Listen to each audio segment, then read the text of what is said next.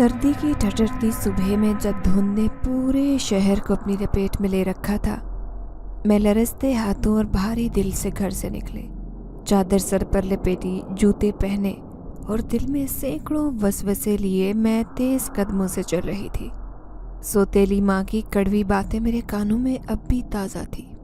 जल्दी निकल सुस्त लड़की, मुझे शिकायत ना आए कि तू देर से पहुंची थी। मैंने एहतजाज करने की हिम्मत तो की थी कि इतनी सुबह काम पर कौन जाता है, मगर उनकी नज़रों के सामने मेरी ज़ुबान जैसे मफलूज हो गई थी। मेरी सांसें तेज़ तेज़ चल रही थी, लेकिन ठंड इतनी शदीद थी कि हर सांस बर्फ़ की तरह अंदर जाती महसूस हो रही थी। आंखों से आंसू निकल रहे थे, लेकिन मैं उन्हें साफ करने की हिम्मत नहीं कर पा रही थी। हाथ मेरे चादर के अंदर छुपे हुए थे और दिल में बस एक ही दुआ थी कि या अल्लाह कोई आसानी कर दे, कोई राह दिखा दे। जब मालकिन के दरवाजे तक पहुंची तो धुंध मज़ीद गहरी हो चुकी थी। मैंने कांपते हाथों से दरवाज़ा खटखटाया, लेकिन अंदर से कोई जवाब नहीं आया। मैं वहीं खड़ी ठठर रही थी। आते जाते लोग मुझे अजीब नज़रों से देख रहे थे, जैसे मैं किसी दूसरे सयारे से आई हूँ, लेकिन उनकी नज़रों का सामना करने का हौसला मेरे अंदर कहाँ था। मैंने अपनी नज़रें झुका ली और बस ये दुआ कर रही थी कि जल्दी से दरवाज़ा खुल जाए। काफ़ी देर के बाद जब मालकिन ने दरवाज़ा खोला तो उनके चेहरे पर हैरत और गुस्से के आसार थे। अरे लड़की, पागल हो गई है क्या? इतनी सुबह कौन आता है?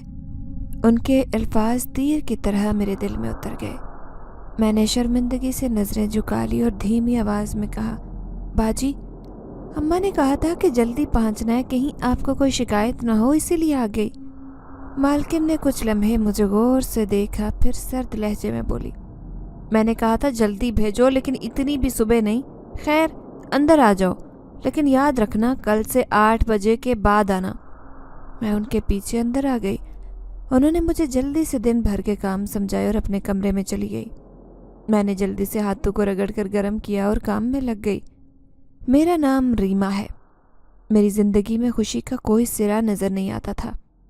मेरी माँ जब इस दुनिया से रुखसत हुई तो मैंने सोचा कि शायद मेरे अब्बा हमें फिर से संभाल लेंगे, शायद वो अम्मा की कमी को कम करने की कोशिश करेंगे, लेकिन ऐसा कुछ नहीं हुआ। मेरी उम्र उस वक्त 14 साल थी जब अब्बा एक जवान खूबसूरत लड़की को ब्याह करके घर ले आए। वो लड़की मुझसे सिर्फ चंद साल ही बड़ी थी, लेकिन उसकी चाल ढाल और बातों में ऐसा गुरूर था जैसे मैं उसकी नौकरानी हूँ। मेरे छोटे भाई को वो भी कभी प्यार से नहीं देखती थी। अब्बा तो जैसे उसके हुस्न के दीवाने हो गए। उन्हें अपनी औलाद बिल्कुल नज़र नहीं आती। 1 माह बाद ही वो उम्मीद से हो गई और फिर घर की तमाम जिम्मेदारी मेरे नातवा कंधों पर आ गई। मैं उस वक्त भी खुद बच्ची थी, लेकिन मुझे औरतों के जैसे सारे काम करने पड़ते।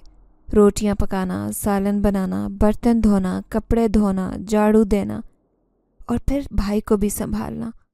मेरा दिन कहाँ गुजरता, कहाँ ख़त्म होता, मुझे याद भी नहीं रहता था। जब वो अपने पहले बच्चों को लेकर आई तो लगा कि जिम्मेदारियाँ शायद कम होंगी, लेकिन हुआ ये कि साल पर साल गुजरने लगे। उसके बच्चे बढ़ते गए। 5 साल में उसने 5 बच्चे पैदा कर लिए और मेरे पर काम का बोझ इतना बढ़ गया कि कभी लगता सांस लेना भी मुश्किल हो रहा है। अब्बा सब्जी की रेड़ ही लगाते थे और दिन भर की मशक्क़त के बावजूद घर के खर्चे पूरे नहीं हो पाते। ऐसे में उनकी चिड़चिड़ाहट और गुस्से का शिकार मैं ही बनती। सोतेली माँ के ताने अलग थे और अब्बा की डांट डपट के तीर अलग। दिन रात ये सुनती थी कि तुम कुछ नहीं करती, तुम्हें घर का ख्याल नहीं है। और जब मैं कहती कि अब्बा, मैं तो दिन रात एक कर रही हूँ, तो वो कहते कि ये तो तुम्हारा फ़र्ज़ है, एक लड़की हो, तुम्हें ये सब करना ही है। लेकिन क्या ये मेरा फ़र्ज़ था कि मैं उनके बढ़ते हुए बच्चों का भी बोझ उठाऊं? जब मैं 20 साल की हुई तो मुझे लगा कि शायद अब्बा मेरे बारे में सोचेंगे, लेकिन उनका कहना था कि शादी बाद में होगी, पहले तुम्हें काम में हमारा हाथ बटाना है। वो खुद बूढ़े हो चुके थे और भाई को उन्होंने रेडी पर लगा दिया था, लेकिन बढ़ते हुए कुंभे का पेट भरने के लिए ये सब भी काफ़ी नहीं था। मेरे दिल में रोज़ ये ख्याल आता कि क्या मेरी ज़िंदगी ऐसे ही गुजर जाएगी?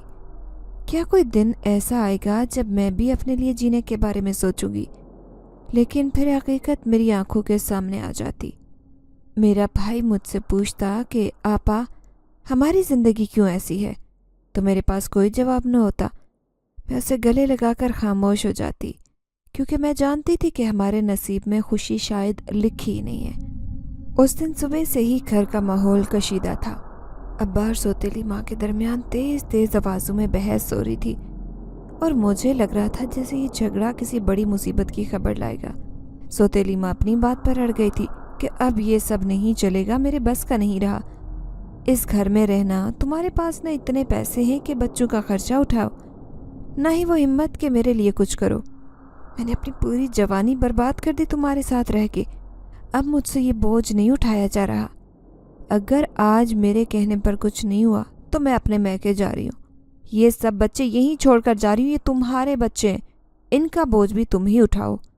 یہ سن کر میرے اوسان خطا ہو گئے، میری آنکھوں کے سامنے اندھیرا چھانے لگا۔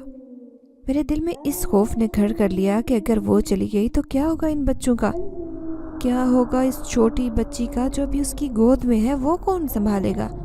یہ 5 بچے، یہ کام، چولہا، چونکہ میں یہ سب کچھ کیسے کروں گی؟ لیکن میرا دل جانتا تھا کہ اگر میں نے آج کچھ نہ کہا تو یہ گھر ہمیشہ کے لیے بکھر جائے گا۔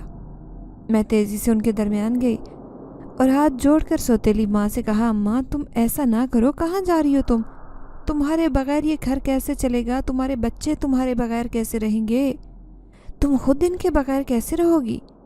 وہ غصے میں میری طرف مڑی اور کہنے لگی، ریما یہ میرا مسئلہ نہیں ہے، میرے ماں باپ نے مجھے یہاں کس لیے بھیجا تھا؟ تاکہ میں یہاں غلامی کروں تمہارے باپ کی؟ تمہارے باپ نے میری جوانی برباد کر دی، میری زندگی خراب کر دی۔ یہ بچے میری زندگی کا حصہ تو ہیں، لیکن ان کا خرچ میں کیسے اٹھاؤں؟ یہ ذمہ داری تمہارے باپ کی ہے، وہ خود تو کچھ کر نہیں رہا اور تمہیں بھی بیچ میں گھسیٹ رہا ہے۔ میں نے کہا، اماں تم ٹھیک کہتی ہو، لیکن اگر تم نے ان بچوں کو چھوڑ دیا تو یہ بھی میری طرح برباد ہو جائیں گے۔ جو میری ماں کے بعد ہوا ہے وہ ان کے ساتھ نہ ہونے دینا۔ تم چلی گئی تو یہ سب کچھ کون کرے گا؟ میری ہمت تو نہیں ہے کہ میں ان سب کا بوجھ اٹھاؤں، میری جان نکل جائے گی مگر یہ سب سنبھال نہیں سکوں گی۔ اماں مجھے ایک موقع دو، تم جو کہو گی میں کروں گی۔ میری بات سن کر اماں ہنسی اور بولی، ریما تمہیں لگتا ہے کہ تمہارے کرنے سے کچھ ہوگا؟ تمہارے باپ کو سمجھاؤ کہ وہ کچھ کرے، یہ سب میری ذمہ داری نہیں ہے۔ لیکن اگر تو تم کہتی ہو تو سنو، یہ جو گھر کے کام تم کرتی ہو، گھر کے باہر جا کر بھی یہی کام کرنا ہوگا تاکہ پیسے آ سکے اور گزر بسر ہو سکے۔ میں نے ان کی بات سن کر آنکھیں بند کر لی اور ایک گہری سانس لی۔ اماں تم کہو تو میں کر لوں گی، میں جو کر رہی ہوں وہ سب تمہارے کہنے پر کر رہی ہوں۔ اگر تم کہتی ہو تو باہر جا کر بھی کام کرنا ہوگا تو میں کر لوں گی، لیکن تم اس گھر کو چھوڑ کر مت جاؤ، ورنہ یہ گھر بکھر جائے گا۔ یہ سن کر اماں نے گہری نظر مجھ پر ڈالی اور بولی، تو پھر سن ریما، اب سے تو ملازمہ بنے گی، میں کسی گھر میں تیرے لیے کام ڈھونڈ لوں گی جہاں تو ان کاموں کے پیسے کمائے گی جو تو یہاں کرتی ہے، کھانا پکانا، برتن دھونا، صفائی کرنا، اس سب سے پیسے تو کچھ آئیں گے۔ سب تیرے باپ کی غلطی ہے جو اس عمر میں بچوں کی لائن لگا بیٹھا اور اب سب کام کا بوجھ ہم پر ڈال دیا۔ ان کی بات سن کر مجھے اندر سے دکھ تو بہت ہوا، لیکن میں نے ان کی بات مان لی اور وعدہ کیا کہ تم جو بھی کہو گی میں وہ کروں گی۔ اماں بس تم اس گھر کو چھوڑ کر مت جاؤ۔ جب اماں نے کہا زہرا ماسی کے ذریعے میرا کام لگوا دیں گی تو میرے دل میں ایسا درد اٹھا کہ میں بیان بھی نہیں کر سکوں، مگر میں جانتی تھی کہ حالات کے آگے سر جھکانا ہی ہوگا۔ اس دن شام کو اماں نے میرا ہاتھ پکڑا اور مجھے زہرا ماسی کے گھر لے گئی۔ زہرا ماسی خود بھی بڑی کوٹھیوں میں نوکری کرتی تھی۔ ان کا چھوٹا سا کمرہ اور سادہ سا مکان دیکھ کر مجھے یہ اندازہ ہو گیا تھا کہ باہر کام کرنے کا مطلب یہ نہیں کہ زندگی آسان ہو جائے۔ زہرا ماسی نے اماں کو دیکھ کر ہنس کر کہا، لو بھائی آج کیوں آئی ہو، خیریت؟ اماں نے جواب دیا، ماسی ہم تمہارے پاس بڑی امید لے کر آئے، سوچا کہ تم کوئی مدد کر دو۔ زہرا ماسی نے حیرانی سے کہا، کیسی مدد؟ اماں نے میری طرف اشارہ کیا اور بولی، ریما کے لیے کسی کام کا بندوبست کرو۔ زہرا ماسی نے ایک نظر میری طرف دیکھا اور بولی، یہ کیا کام کرے گی؟ اماں نے فوراً جواب دیا، چھوٹی نہیں ہے ماسی، یہ سارے گھر کے کام سنبھالتی ہے، روٹی پکاتی ہے، برتن دھوتی ہے، بچوں کو دیکھتی ہے، سب کرتی ہے۔ ہم تو مجبور ہیں ماسی، ہمیں کچھ سمجھ نہیں آ رہا، اور تمہارے پاس تو بہت جان پہچان ہے، किसी को कहकर इसका काम लगवा दो। जहरा मासी ने कुछ देर सोचा और फिर बोली, देखो बहन, एक मैडम है जो अपने घर के लिए नौकरानी ढूंढ रही है। उन्होंने कहा था कि कोई जवान फुर्तीली लड़की हो तो बताना, वरना मैं खुद जाना चाहती थी, लेकिन मैडम ने मुझे देखकर कह दिया कि मासी तुम तो बूढ़ी हो गई हो, अब तुमसे काम कहाँ होगा। मैं उनकी बात सुनकर गुस्से से बोली कि मैडम आपके तो रंग ढंग ही निराले, और वहाँ से उठकर आ गई, लेकिन तुम्हारे लिए फिर से उनसे बात करूँगी। अम्मा ने फ़ौरन कहा, मासी खुदा के लिए हमारी मदद कर दो। जहरा मासी ने सर हिलाया और बोली, ठीक है, कल सुबह लेकर आना, मैं मैडम से बात कर लूँगी। ये सुनकर अम्मा खुश हो गई और मेरा दिल जैसे पत्थर बन गया था। घर वापस आकर अम्मा ने अब्बा को खुशखबरी सुनाई और कहा, देखो अब ये काम करेगी तो तुम्हारे ऊपर काम का बोझ कुछ हल्का हो जाएगा। अब्बा ने एक नज़र मेरी तरफ देखा, उनकी आंखों में शर्मिंदगी थी, लेकिन कहा कुछ भी नहीं। मैं जानती थी कि वो भी मजबूर है। वो चुपचाप बैठे रहे और अम्मा मुसलसल बातें कर रही थी कि अब हालात बेहतर हो जाएंगे और तुम्हें अब दिन रात लड़ने की ज़रूरत नहीं पड़ेगी। मैं चुपचाप खड़ी उनकी बातें सुनती रही और दिल में दुआ करती रही कि काश ये सब कुछ ख्वाब हो, काश मैं जागूं और ये सब कुछ ख़त्म हो जाए, मगर हकीकत तो यही थी। अगले दिन जहरा मासी शाम को हमारे घर आई और बोली, रीमा को सुबह जल्दी भेज देना, मैडम ने कहा है कि वो इसे देख ले और काम समझा दे। अम्मा ने मुझे मुंह अंधेरे ही उठा दिया और जल्दी जल्दी मेरा हुलिया दुरुस्त करवाने लगी। ना नाश्ता दिया, ना कुछ खाने को पूछा, बस काम के लिए तैयार किए जा रही थी। रीमा, अगर तुम्हारे बाप के बस में होता तो वो खुद सब कुछ कर लेता, लेकिन वो बूढ़ा हो चुका है और ये 5 बच्चे तुम्हारी जिम्मेदारी हैं। मैंने आहिस्ता से कहा, अम्मा ये सब मेरे बच्चे तो नहीं हैं। मेरी बात सुनकर अम्मा ने गहरी सांस ली और बोली, अगर ये तुम्हारे बच्चे नहीं हैं तो क्या हुआ, ये तुम्हारी जिम्मेदारी है, क्योंकि ये तुम्हारे बाप की औलाद है। अगर मैं चली गई तो फिर माँ बनकर इन सबको संभालना होगा। मेरी आंखों में आंसू भर आए, लेकिन मैंने कहा कुछ भी नहीं। मैं जानती थी कि मेरे अल्फाज की कोई अहमियत नहीं है। पहला ही दिन मैडम के घर ऐसा गुजरा कि मुझे लगने लगा कि शायद मैंने अपने पैरों पर खुद ही कुल्हाड़ी मार ली है। सुबह सुबह जब उन्होंने मुझे काम समझाकर किचन और घर की सफाई की जिम्मेदारी सौंपी तो मैंने सोचा कि शायद ये कुछ ज़्यादा मुश्किल नहीं होगा, लेकिन जैसे ही मैंने सफाई मुकम्मल की और दोबारा मैडम नींद पूरी करके आई तो उनके चेहरे पर नागवारी के आसार थे। उन्होंने आते ही कहा, रीमा ये क्या, अभी तक सिर्फ सफाई हुई है? मैं तो समझी थी कि नाश्ता भी तैयार होगा। क्या काम करने का ये तरीका है? मैंने झिझकते हुए कहा, बाजी आपने मुझे ये नहीं बताया कि नाश्ता क्या बनाना है और चीज़ें कहाँ रखी हैं, इसलिए मैंने इंतज़ार किया कि आप बता दें तो बना दूँ। मैडम ने एक सर्द नज़र मुझ पर डाली और कहा, अच्छा चलो किचन में आओ, मैं तुम्हें सब बताती हूँ, फिर तुम्हें बार बार पूछने की ज़रूरत नहीं पड़ेगी। उन्होंने खाने की एशिया और बर्तनों की जगह समझाई और कहा, नाश्ता जल्दी से तैयार करो, सब घर वाले उठने वाले हैं। मैंने जल्दी जल्दी किचन में काम शुरू किया, लेकिन जैसे ही पहला पराठा तवे से उतरा, मैडम का शौहर बाहर आया और कुर्सी पर बैठते ही बोला, लड़की ज़रा जल्दी करना। अभी मैं 2 कप चाय बनाने लगी कि मैडम का बेटा आ गया, उसके साथ उसकी बीवी और 3 बच्चे भी थे। मेरा दिमाग चकरा गया कि ये इतना बड़ा ख़ानदान है, मैडम ने तो इनका जिक्र भी नहीं किया था। सब ने अलग अलग फरमाइशें करनी शुरू कर दी। एक कह रहा था कि अंडे में ऑमलेट चाहिए, दूसरे ने कहा कि पराठे देसी घी के हों, बच्चों के लिए दूध चाहिए, बहू ने कहा मेरे लिए चाय भी होनी चाहिए। मैंने अफरा तफरी में सबकी फरमाइशें पूरी की और 11 बजे तक बमुश्किल नाश्ता मुकम्मल किया। लेकिन जब बर्तन धोकर फारिग हुई तो उनकी बहू सर पर आ गई और बोली, रीमा अभी खाने की तैयारी शुरू कर दो, ये लिस्ट पकड़ो, मेरे शौहर को ये खाने पसंद है और बच्चों के लिए चीज़ें अलग बना देना, और हाँ मेरे ससुर परहेजी खाना बनाते हैं, उनके लिए अलग दाल दलिया बना लेना, और मेरी सास के लिए अपनी मर्जी से कुछ अच्छा सा बना देना। मैंने कहा जी बाजी और किचन की तरफ बढ़ गई, लेकिन दिल में सोच रही थी कि कई लोग वाकई इंसान है या मशीनें जिन्हें दिन भर खाने की ज़रूरत पड़ती है।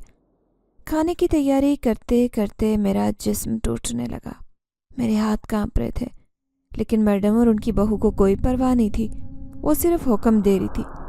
मैंने किसी तरह दोपहर का खाना तैयार किया और बर्तन धोकर फारिग हुई तो शाम की चाय की फरमाइश शुरू हो गई। 2-4 दिन में ही मेरी हालत ख़राब होने लगी थी, लेकिन मैंने सोचा कि शायद ये सब कुछ आदत का हिस्सा बन जाएगा। लेकिन ये लोग मेरे साथ बहुत बुरा सलूक करते, हर वक्त काम काम काम, ऊपर से उनकी बहू मैडम की अलग तनकीद। मैं सोचती कि जहरा मासी ने कहाँ फंसा दिया। जब महीना पूरा हुआ और मेरी पहली तनख्वाह मिली तो 20,000 की गड्डी देखकर अम्मा की आंखों में आंसू आ गए। वो नोट हाथ में पकड़कर चूमने लगी और बोली, देख रीमा, मैं ना कहती थी कि ये काम हमारे नसीब बदल देगा। अब ये पैसे देख कितने ज़्यादा हैं, तुझे बस काम जारी रखना होगा। लेकिन मैं इतनी थकी हुई थी कि उन नोटों की कोई खुशी महसूस नहीं हो रही थी। मैंने कहा, अम्मा, मैं ये काम मज़ीद नहीं कर सकती। ये लोग इंसान नहीं, पत्थर हैं। मैं दिन भर खाना बनाती हूँ और रात को इतनी थकी होती हूँ कि सो भी नहीं पाती। मुझे काम छोड़ना है। अम्मा ने मेरी बात सुनकर एक कहका लगाया और कहा, तू अभी से नखरे दिखा रही है? वो दिन भूल गई जब मेरे कदमों में गिरकर रो रही थी कि ये घर छोड़कर ना जाओ। अब जाकर कमा रही है तो ज़ुबान चल रही है। ये बातें तेरे बाप को बताऊंगी तो वो तुझे ठीक कर देगा। जब अम्मा ने अब्बा को सब कुछ बताया तो अब्बा ने मुझे कहा कि रीमा, ये मौका ज़ाया न कर। इस काम से घर का खर्चा चल रहा है और तेरी अम्मा को भी सुकून मिल रहा है। मैडम तुझे इतनी अच्छी तनख्वाह दे रही हैं, तो काम क्यों छोड़ेगी? मैंने कहा, अब्बा, ये पैसे आपको बहुत अच्छे लग रहे हैं, लेकिन मेरी हालत तो देखो। मैंने हर रोज़ वहाँ अपनी जान मारी है। मेरा दिल कर रहा है कि सब कुछ छोड़कर भाग जाऊँ, लेकिन अब्बा ने गुस्से से कहा कि तूने वादा किया था कि अब पीछे हटने की कोई गुंजाइश नहीं। मुझे समझ नहीं आ रहा था कि मैं क्या करूँ। मेरे लिए हर तरफ से रास्ते बंद थे। उस दिन निकलते वक्त मैंने खुद से वादा किया था कि अब मैं उस कोठी में दोबारा कदम नहीं रखूँगी, लेकिन घर वालों के दबाव और उनकी बातों से मजबूर होकर अगले दिन मुझे वही रास्ता पकड़ना पड़ा। बेगम साहिबा के घर पहुँच कर मैंने काम शुरू किया तो बाजी ने नाश्ते के फ़ौरन बाद कहा, रीमा, आज तो ज़रा अच्छा खाना बनाना। मेरा दूसरा बेटा भी आ रहा है। वो बाहर शहर में नौकरी करता है और महीनों बाद घर आ रहा है। मैंने दिल ही दिल में सोचा कि पहले ही काम से जान निकल रही है और अब मज़ीद फरमाइशें सुनने को मिलेंगी। लेकिन जाहिर है ये सब कुछ सोचने का फ़ायदा ही क्या था, क्योंकि यहाँ इनकार का सवाल ही पैदा नहीं होता था। मैंने हमेशा की तरह जी बाजी कहकर काम में लग गई। दोपहर तक मैं 2 अलग सालन, परहेजी दाल और रोटियां तैयार कर चुकी थी और फिर चावल और मीठे का भी हुक्म मिला। खाने की मेज़ पर सारा ख़ानदान जमा था और जब वो दूसरा बेटा भी आया तो हर कोई खुश नज़र आ रहा था। मैं चुपचाप बर्तन समेट रही थी कि अचानक मुझे महसूस हुआ कि वो मुझे घूर रहा है। मैंने नज़र उठाकर उसकी तरफ देखा तो दूसरा बेटा भी अपनी नज़रें मुझ पर गाड़े हुए था। मुझे अजीब सा लगा, दिल में खौफ की लहर दौड़ गई। मैं तेज़ी से किचन की तरफ भाग आई। थोड़ी देर बाद उन्होंने आवाज़ दी, अम्मी, मेरी चाय मेरे कमरे में भिजवा दें। बाजी ने फ़ौरन मुझे आवाज़ लगाई, रीमा, सुन रही हो? मेरे बेटे को चाय दे आओ। मैंने जी बाजी कहा, लेकिन दिल में शदीद परेशानी थी क्योंकि मुझे पहले ही उसकी नज़रें अजीब लगी थी। मैंने चाय की ट्रे उठाई और कांपते हाथों के साथ कमरे में चली गई। मैंने कमरे में दाखिल होकर सर झुकाए उसके सामने ट्रे पेश की। उसने मेरी कलाई पकड़ ली और अजीब मुस्कुराहट के साथ बोला, कांप क्यों रही हो? डरने की कोई ज़रूरत नहीं। मैंने घबरा कर ट्रे को संभालने की कोशिश की, लेकिन उसके झटके से वो मेरे हाथ से गिर गई और सारी चाय उसकी कमीज़ पर गिर गई। उसने गुस्से से चिल्लाना शुरू कर दिया और ऊंची आवाज़ में अपनी माँ को बुलाया। बेगम साहिबा कमरे में आई तो उन्होंने आते ही मुझ पर हाथ उठा दिया। उनका ज़ोरदार थप्पड़ मेरे गाल पर लगा और मेरा पूरा चेहरा लाल हो गया। आंखों से आंसू निकलने लगे, लेकिन मैं कुछ बोल नहीं सकती थी। वो गुस्से से बोली, नकम्मी लड़की, काम करने की तमीज़ नहीं है? तुम्हारे जैसे जाहिल लोगों को काम पर रखना ही गलत था। मैं चुपचाप आंसू पोंछते हुए किचन में वापस आ गई। दोबारा चाय बनाने लगी। मेरे हाथ कांप रहे थे और दिल में खौफ था जो मैं किसी को बता नहीं सकती थी। उस दिन के बाद से मुझे उस लड़के से शदीद डर लगने लगा। उसकी नज़रें और अजीब बातें मेरे जहन से निकलती नहीं थी। मैं हर वक्त इस सोच में रहती कि कब ये शख्स दोबारा कोई हरकत करेगा। मैं सौतेली माँ से काम पर न जाने की मिन्नतें करती, लेकिन वो मेरी एक न सुनती। उल्टा मुझे डांटती और कहती, रीमा, काम तो करना ही पड़ेगा, ज़्यादा नखरे मत कर। रात को बिस्तर में लेटकर रोती और अपनी किस्मत को कोसती कि आखिर हमारी माएँ इस दुनिया में हमें अकेला छोड़कर क्यों चली जाती हैं। اگر میری ماں ہوتی تو کیا مجھے وہ ان لوگوں کے ہاں نوکری کرنے دیتی؟ مجھے ہر دن لگتا تھا کہ یہ زندگی نہیں بلکہ ایک قید ہے جس میں میرے سارے خواب، ساری امیدیں دب چکی تھی۔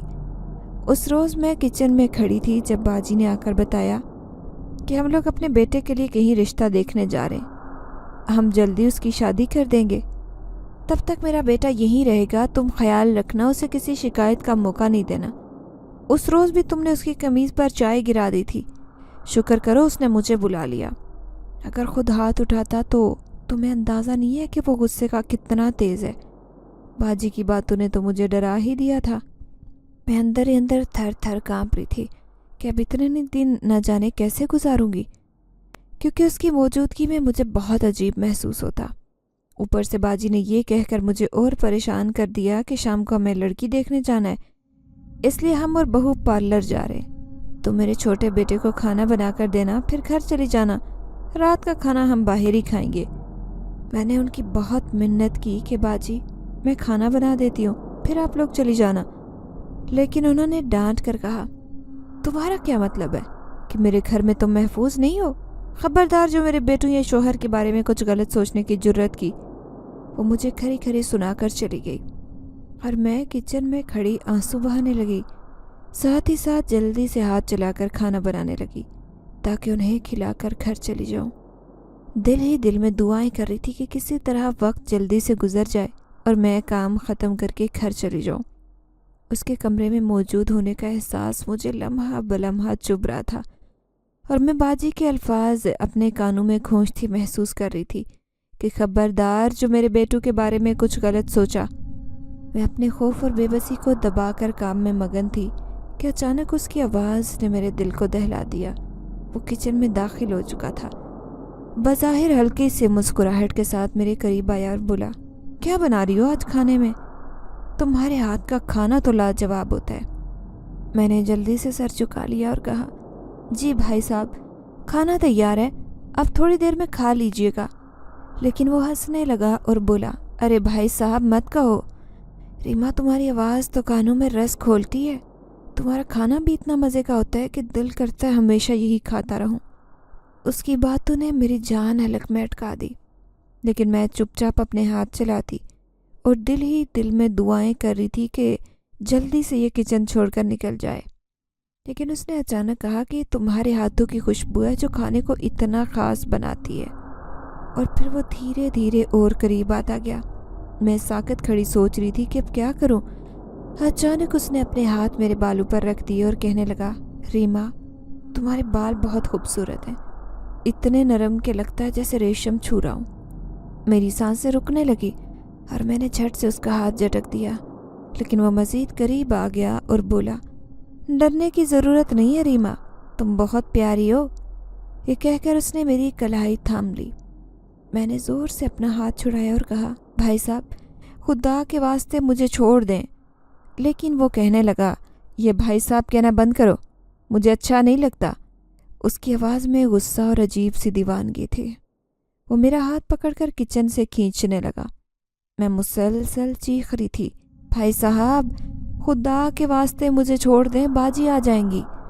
لیکن وہ پاگلوں کی طرح بولا یہاں کوئی نہیں آئے گا، اور تم میری ہو ریما، بس میری۔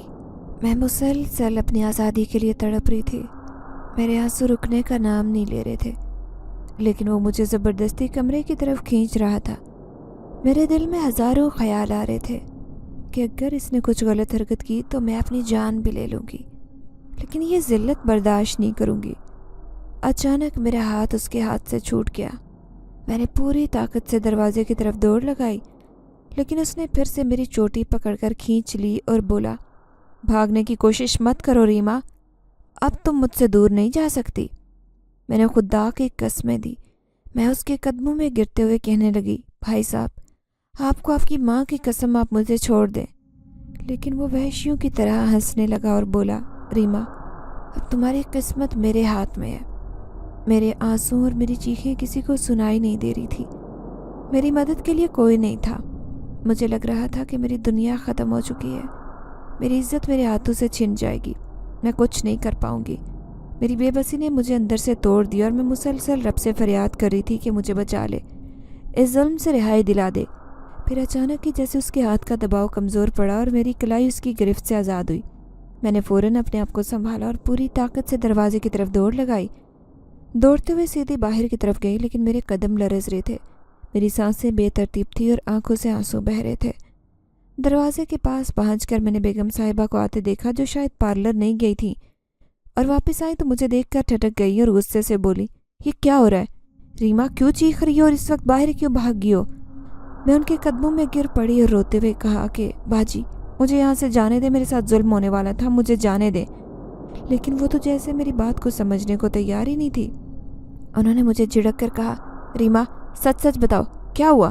तुमने कुछ गलत किया है या मेरे बेटे ने कुछ कहा है? लेकिन मैं कुछ कहने के काबिल नहीं थी, सिर्फ कांपती उनके कदमों में गिरी। बेगम साहिबा के चेहरे पर शक का साया नजर आने लगा, जैसे उन्हें अपनी औलाद पर यकीन था कि वो गलत नहीं कर सकता, ये गलती मेरी हो सकती है। उन्होंने गुस्से से मेरी तरफ देखा और बोली, रीमा तुमने कुछ गलत समझा होगा, मेरे बेटे ऐसी हरकत नहीं कर सकते। तुम खुद किसी परेशानी में हो या तुम्हें गलत फहमी हुई है। इससे पहले कि मैं कुछ कहती अपनी सफाई देती, उन्होंने हुक्म दिया कि जाओ किचन में जाकर काम ख़त्म करो और घर जाकर आराम करो, तुम्हें शायद काम से थकन हो गई है। उनके इस रवैये ने मेरे अंदर मज़ीद बेबसी भर दी। मैं चाहकर भी कुछ नहीं कह सकी, क्योंकि ये उनका घर था, उनका बेटा था और मैं मामूली मुलाजमा। मेरी आवाज़ की कोई कीमत नहीं थी। मैं दोबारा किचन में लौट आई, लेकिन अंदर से टूट चुकी थी। दिल में बस एक दुआ थी कि कब ये सब ख़त्म हो और कब मैं इस अजाब से आज़ाद हूँ। मेरी सांसें उखड़ी थी, दिल इतनी ज़ोर से धड़क रहा था जैसे अभी सीने से निकलेगा। ऐसे महसूस हो रहा था कि मेरी हिम्मत जवाब दे चुकी है। हाथ कांप रहे थे और आंखों से मुसलसल आंसू बह रहे थे। बेगम साहिबा की आवाज़ें गूंज रही थी, वो बेटे को समझा रही थी या शायद उसे डांट रही थी, लेकिन मुझे उन अल्फाज का यकीन नहीं था। मैं जानती थी कि वो कुछ देर बाद सब भूल जाएंगी और वही लड़का दोबारा मेरे सामने होगा। मैं किचन के कोने में चूल्हे के पास बैठ गई, आंसू पोंछते हुए सोचने लगी कि आखिर कब तक मुझे ये सब सहना पड़ेगा। मेरे अंदर की हिम्मत मुझे बार बार झिंझोड़ रही थी कि बहुत हो चुका रीमा, तुम्हें कुछ करना होगा। लेकिन मैं सोचती कि कहाँ जाऊँ, किससे कहूँ? अगर कुछ कह भी दिया तो क्या कोई मेरी बात पर यकीन करेगा? बेगम साहिबा ने आवाज़ दी और कहा, रीमा चाय बनाओ और उसे ड्राइंग रूम में ले आओ। उनका लहजा सख्त था, जैसे वो मुझ पर शक कर रही हूँ। मैंने लरजते हाथों से चाय बनाई, लेकिन हर लम्हे अंदर ही अंदर खुद को कोसती कि आखिर मैंने इनकार क्यों नहीं किया, क्यों दोबारा उस अजाब को सहने के लिए तैयार हूँ। चाय की ट्रे उठाकर ड्राइंग रूम की तरफ बढ़ी, दिल में दुआ कर रही थी कि कोई मौजज़ा हो और सब ख़त्म हो जाए। जैसे ही मैं ड्राइंग रूम के करीब पहुंची, दिल खौफ से मचल रहा था और कदम बोझल हो रहे थे। मैंने दरवाजे के पीछे खड़े होकर एक लम्हे को खुद को संभालने की कोशिश की। बेगम साहिबा अंदर बेटे को समझा रही थी। उनके लहजे में गुस्सा और ताकीद दोनों थे। वो कह रही थी, देखो तुम्हारे वालिद को अगर इस बात की भिनक भी लग गई तो वो तुम्हें बहुत सख्त सज़ा देंगे। हमारे घर की इज्जत पर कोई आंच नहीं आनी चाहिए। रीमा बेचारी तुमसे कितनी छोटी है, अपनी और हमारी इज्जत का ख्याल रखना। मैंने वो सब सुनकर आंसू पूंछे और दिल को तसल्ली देने की कोशिश की कि शायद अब वो मेरी तरफ देखने की जुर्रत न करे। लेकिन मैं दिल में जानती थी कि मर्द की हवस कभी रुकती नहीं। मैं आहिस्ता से कदम अंदर रखने लगी और ट्रे मेज़ पर रख कर जाने लगी तो बेगम साहिबा ने कहा, रीमा ठहरो, मैं तुमसे बात करना चाहती हूँ। मेरे कदम वहीं रुक गए। उन्होंने गहरी नज़रों से देखा और कहा, जो हुआ उसे भूल जाओ। हमने तुम्हें बेटी की तरह रखा और हमेशा अच्छा सलूक किया। तुम्हें ये घर ही अपनी पनाहगाह समझना चाहिए। लेकिन मैं तुम्हें तंबीह कर रही हूँ कि किसी और से इस बात का जिक्र न करना। मेरी तरफ से यकीन दहानी है कि कोई तुम्हें दोबारा तंग नहीं करेगा, लेकिन तुम्हारे लिए बेहतर होगा कि अपने काम पर ध्यान दो और दूसरी बातों से दूर रहो। उनकी बातों में अजीब सी सख्ती थी, जैसे वो ये सब मुझ पर एहसान के तौर पर जिता रही हूँ। मैं कुछ कहने के काबिल नहीं थी, सर झुकाकर चली गई। बाहर निकल आई, ऐसे महसूस हो रहा था कि ये सब कहना महज दिखावा था और वो बेटे को ज़्यादा अजीज़ रखती हैं। यही वजह थी कि मैं उस वक्त मुकम्मल अकेली और बेसहारा महसूस कर रही थी। किचन में आकर अपने आप को संभालने की कोशिश की, लेकिन दिल अंदर से टूटा था। सोच रही थी कि कब तक सहती रहूँगी, अपनी बेबसी पर आंसू बहाऊंगी। क्या मेरे लिए कोई और रास्ता नहीं? इस दुनिया में इज़्ज़त और सुकून का हक सिर्फ उन लोगों के लिए है जिनके पास दौलत और ताकत है। रात के आखिरी पहर जब सब सो गए, मैं अपने बिस्तर पर लेटी सोच रही थी कि क्या करूं। जहरा मासी मेरे लिए उम्मीद की आखिरी किरण थी, लेकिन उनके पास जाने का मतलब उनके घर के राज को बाहर ले जाना। अगर बेगम साहिबा को पता चल गया, वो तो मेरी जान भी ले सकती थी। ये सोचकर कि अगर कुछ नहीं किया तो वो दरिंदा दोबारा मुझ पर जुल्म की कोशिश करेगा। पूरी रात मेरी आंखों में कट गई। जब भी सोने के लिए आंखें बंद करती, وہی منظر میرے ذہن کے دریچوں میں اترا تھا جب اس نے میرا ہاتھ پکڑا اور مجھے گھسیٹتے ہوئے کمرے کی طرف لے جانے کی کوشش کی۔ اس کا لہجہ سخت تھا، اس کی ہوس بھری نظریں، میرے دل میں اٹھتا خوف، سب کچھ میرے اندر ایک زہر کی مانند پھیل رہا تھا۔ میں سوتیلی ماں کو کچھ بتاتی تو وہ اپنی جھوٹی باتوں کی ملاوٹ کر کر محلے بھر میں میری کردار کشی کرتی، اور ابا کو بتانا ایسا تھا کہ آگ میں ہاتھ ڈالنا، کیونکہ مجھے پتہ تھا ابا میری بات سننے کے بجائے سوتیلی ماں کے بہکاوے میں آ کر مجھے مزید ذلیل کریں گے۔ میں عزت بچانے کے لیے چپ تھی، لیکن میرے دل کا بوجھ بڑھتا جا رہا تھا، جیسے کوئی بڑی مصیبت دروازے پر دستک دے رہی ہو۔ اگلی صبح بستر سے اٹھنے کو تیار نہیں تھی۔ میرے دل میں خواہش تھی کہ زمین پھٹے اور میں اس سے چھٹکارا حاصل کروں سب سے، لیکن سوتیلی ماں کو تو کوئی ہمدردی نہیں تھی۔ کمرے میں آئی اور زور زور سے چلانے لگی، اٹھ ریما، کام پر جانے کا وقت ہو گیا، سورج سر چڑھایا ہے، تو اب تک سوئی پڑی ہے۔ میں نے سستی سے بہانہ بنا کر کہا، اماں میری طبیعت ٹھیک نہیں ہے، میں کام پر نہیں جا سکتی، لیکن وہ میرا بازو پکڑ کر کھینچتی ہوئی بولی، اٹھ اور یہ بہانے بازی چھوڑ، نہیں تو تیرے باپ کو بلاؤں گی۔ میں اپنی جگہ ساکت ہو گئی، کیونکہ جانتی تھی کہ ابا آتے ہی میری بات سنے بغیر ڈانٹ پلائیں گے، اور یہی ہوا۔ وہ آتے ہی ڈپٹنے لگے کہ ریما، اگر تو نے آج کام پر جانے سے انکار کیا تو دیکھنا مجھ سے کوئی برا نہیں ہوگا۔ میں نے ڈرتے ہوئے کہا، ٹھیک ہے، جا رہی ہوں۔ اس لمحے میرا دل کانپ رہا تھا، کیونکہ مجھے پتا تھا کہ بیگم صاحبہ کا بیٹا گھر پر موجود ہوگا۔ میں وہاں پہنچی تو بیگم صاحبہ کا غصہ 7ویں آسمان پر تھا۔ مجھے دیکھتے ہی چیخ کر کہا، کیا یہ وقت ہے کام پر آنے کا؟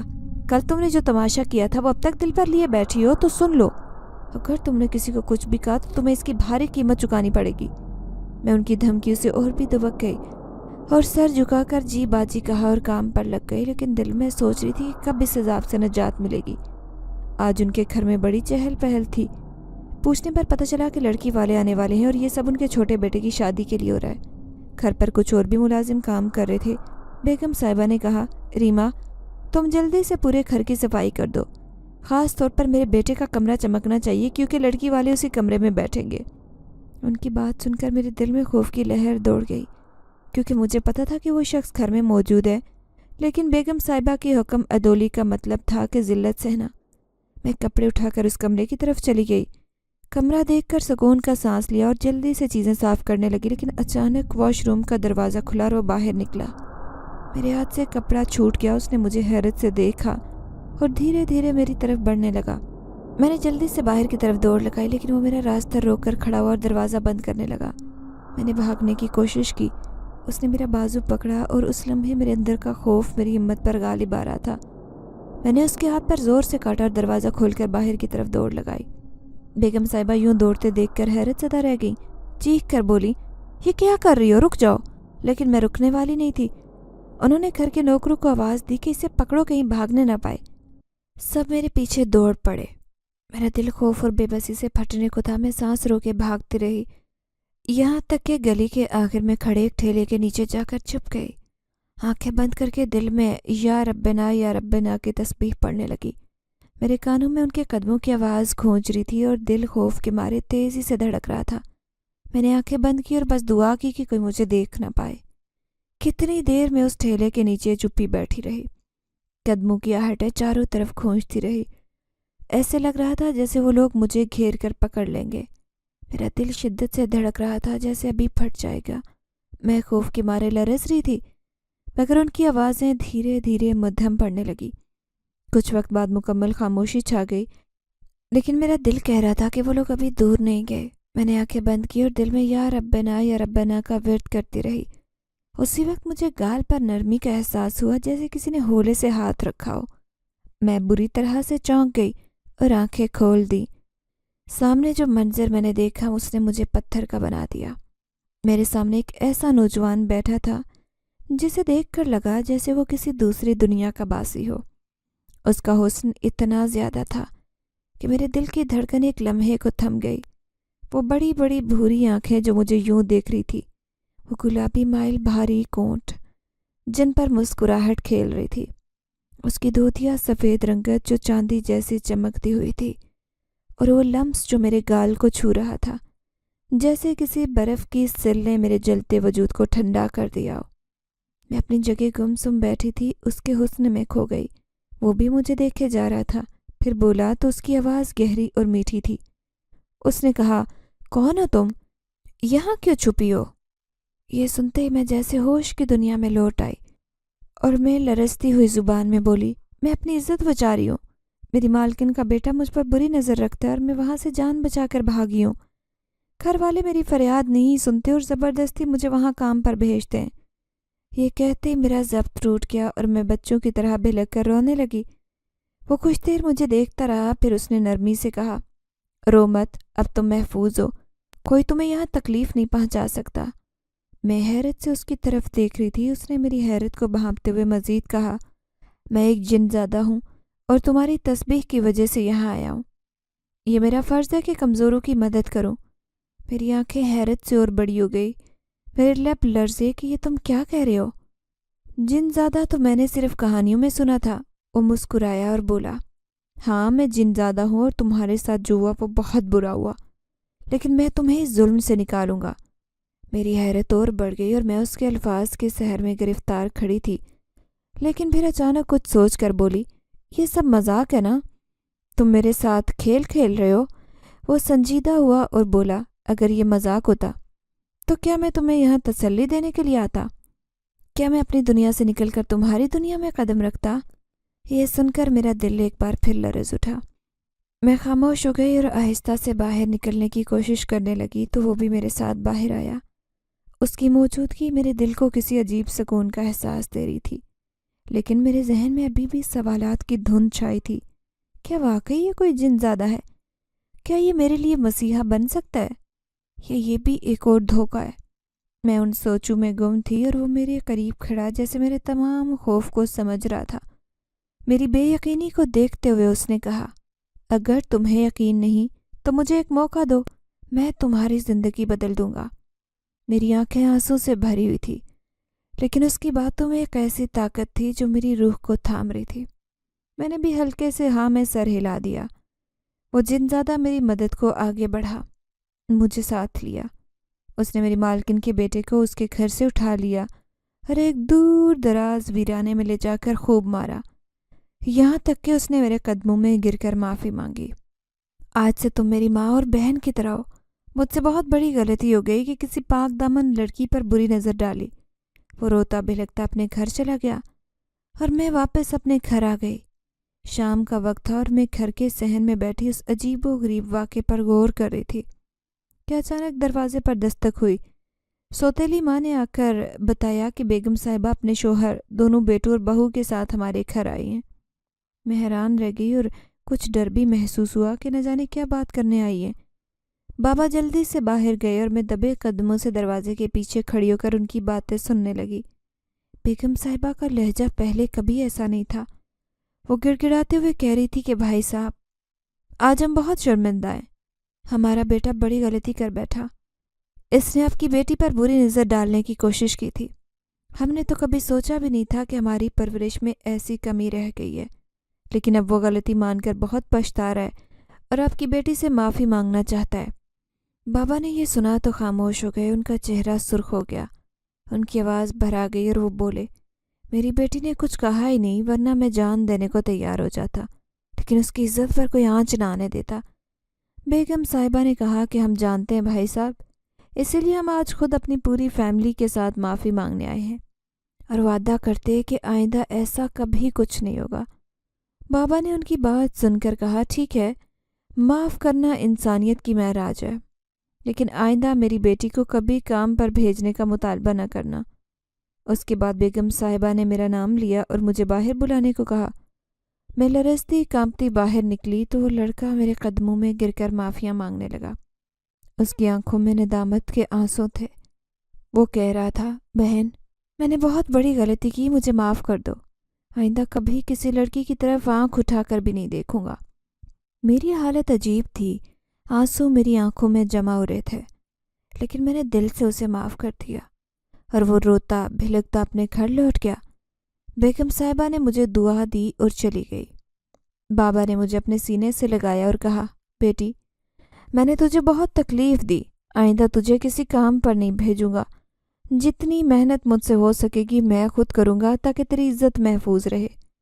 یہ سن کر میرا دل خوشی سے بھر گیا، لیکن کہیں نہ کہیں دل میں اس جنزادے کا خیال بھی آ گیا۔ جس نے میرے لیے وہ سب کچھ کیا تھا، وہ نہ جانے کہاں چلا گیا تھا۔ کئی روز تک میں اس کے بارے میں سوچتی رہی۔ پھر ایک دن میرے لیے رشتہ آیا تو میں حیران تھی اور دعا کر رہی تھی کہ لڑکا اچھا ہو۔ جب مہمان آئے تو مجھے چائے لے جانے کو کہا۔ میں کانپتے ہاتھوں کے ساتھ چائے کی ٹرے لے کر اندر گئی، اور جیسے ہی نظر اٹھی تو میری آنکھیں حیرت سے پھٹی کی پھٹی رہ گئی۔ وہ وہی جن زادہ تھا جو میری مدد کے لیے آیا تھا۔ میرا دل زور زور سے دھڑکنے لگا۔ وہ چپ چاپ بیٹھا مجھے دیکھ رہا تھا۔ میں چائے رکھتے رکھتے ساکت ہو گئی تو وہ دھیرے سے بولا، کیا تم میرے ساتھ اپنی زندگی گزارنے کو تیار ہو؟ میری نظریں جھک گئی اور میں نے ہاں میں سر ہلا دیا۔ مہمانوں کے چہرے خوشی سے کھل اٹھے۔ چند روز بعد ہماری شادی ہوئی۔ شادی کے بعد اس نے مجھے ایک ایسی دنیا میں لا کر بسایا جو کسی خواب سے کم نہیں تھی۔